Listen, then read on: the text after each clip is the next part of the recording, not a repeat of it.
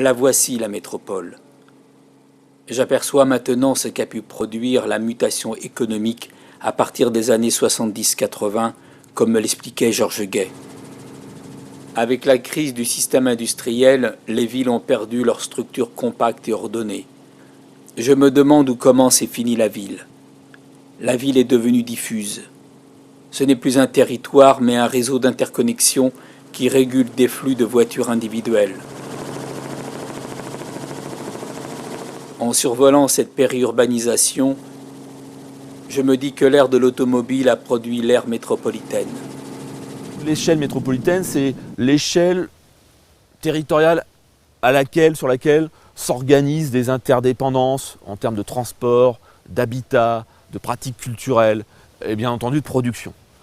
Donc c'est un espace flou, mal borné, branché sur le local. Aujourd'hui donc, les villes européennes, les villes françaises, ces villes explosent. Donc les villes sont à la fois plus puissantes, sont à la fois redevenues des lieux de production fondamentales et sont à la fois en train de s'éclater, de se fragmenter, etc. Alors comment on fait pour gouverner ces espaces-là, redevenus de plus en plus importants dans l'activité économique et en même temps fragmentés?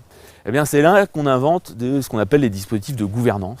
Et je pense que les réflexions autour du TER, de l'urbanisme par le rail, etc., de l'interconnexion entre les réseaux de tramway et les réseaux de train, tram-train, font partie de ces dispositifs qui permettent de réfléchir autour des réseaux à la manière de gouverner ces grands territoires métropolitains.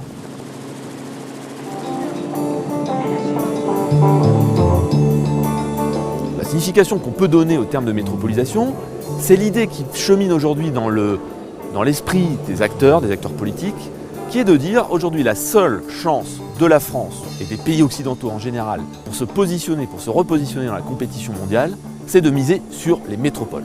Alors pourquoi ? Les métropoles, c'est des endroits où les activités économiques poussent toutes seules.